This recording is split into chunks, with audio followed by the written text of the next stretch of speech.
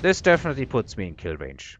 My opponent has also got an anti-missile on the sabers, even though he only has 2 sabers. So this is definitely a tempo play unless he plans to drop more.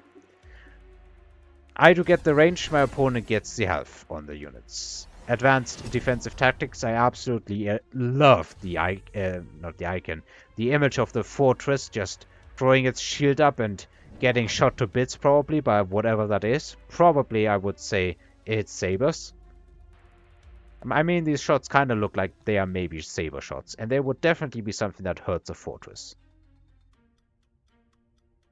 What else do we have? We do have a SirLimbo here who is kind of not really sure what to do. And we have an opponent that has gone for field maintenance. Let's just speed this up until I decide what I want to do. I hit all the important buttons and go into race with repair. And that's all the money, basically. I do sell something. I'm not sure what I sold here. And do go into defense, and then I'm sitting on 100 bucks. It probably was one of the sledge packs. I think I leveled these sledges in the end because I didn't really know what else to do with my money. Oh, I leveled the Stormcrawlers, yeah. Even with the Saber anti-missile, they are still getting some value once that has been exhausted. I do have this Wraith here, which is kind of turning the corner and gunning down a lot of chaff before it can even get into range. At the same time, this level 3 marksman is definitely working against this Wraith here. But the other Wraith is a lot more tanky, but then again there's also a lot to tank for. That Wraith is actually hitting the tower and killing it. And finally, that Scorpion does still have more mines to clean up. It gets exploded. And the tower falls, but there kinda is only this fight against the Wraith here to really concern yourself with. Now, in exchange probably for Assault Mode, my opponent, this is important to note, does not actually have EMP. So he can't just hit EMP on the Wraiths. I think I didn't check that in-game, I only saw that afterwards.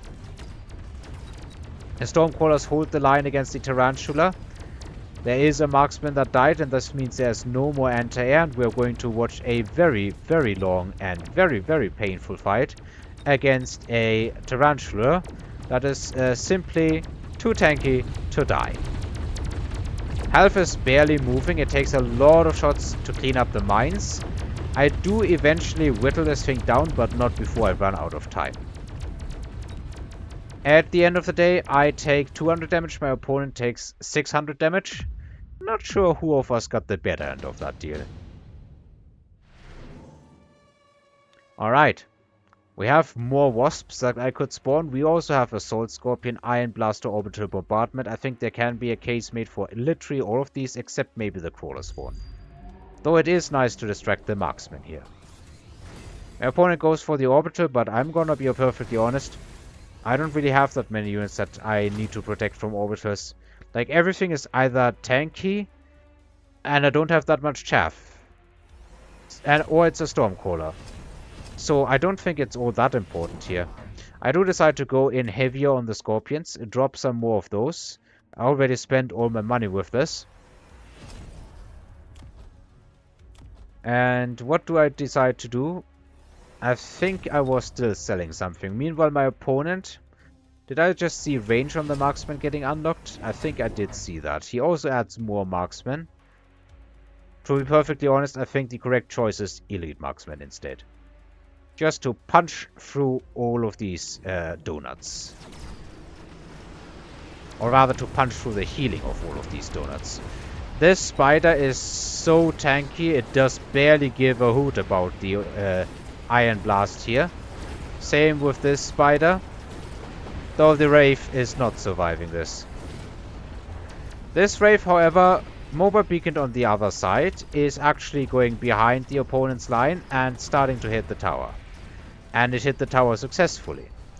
And now we have Scorpions blasting spiders.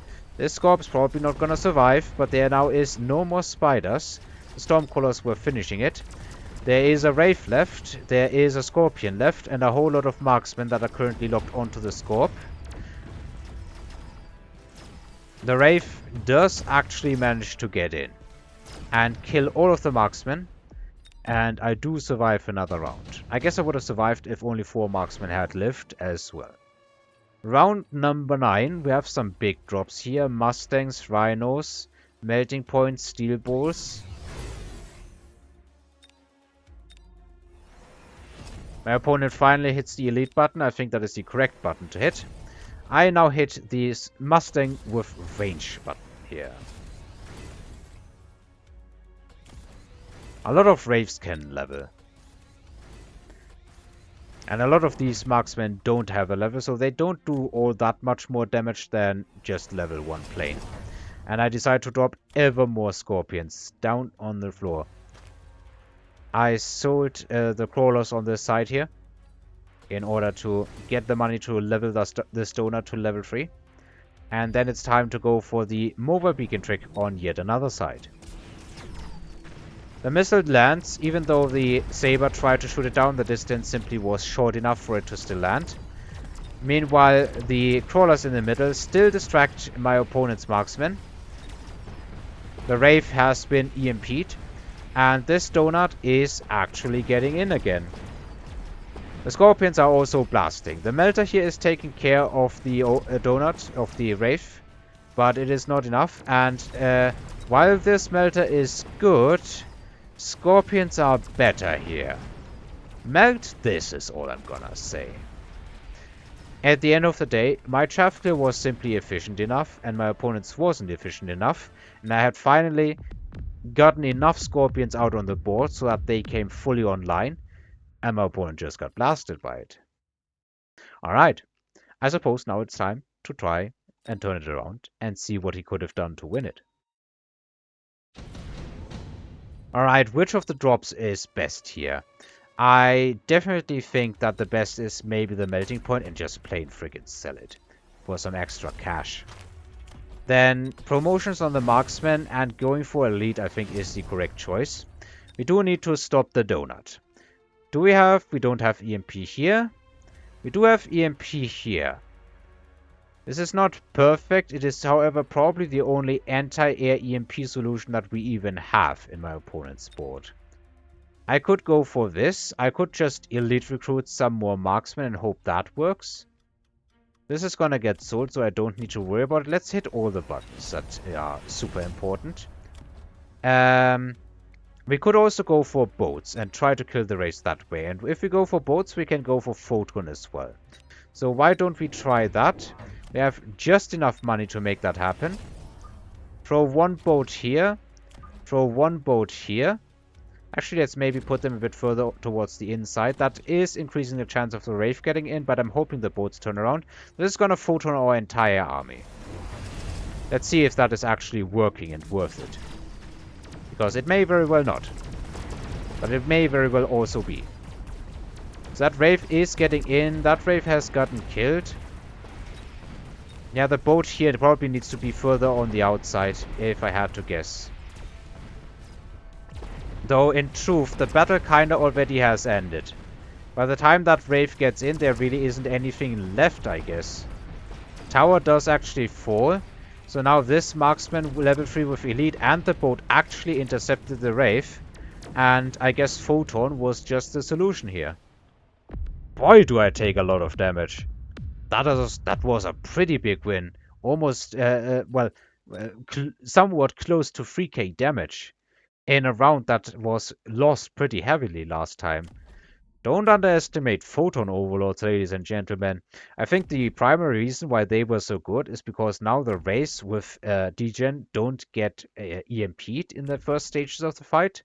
And they do actually take a good toll on this army. Meanwhile, the photon buffs these units and makes them even tankier. So I think that was good. The Wraith being intercepted was just the icing on the cake, and just Photon Overlords, try one, idea one, was actually enough.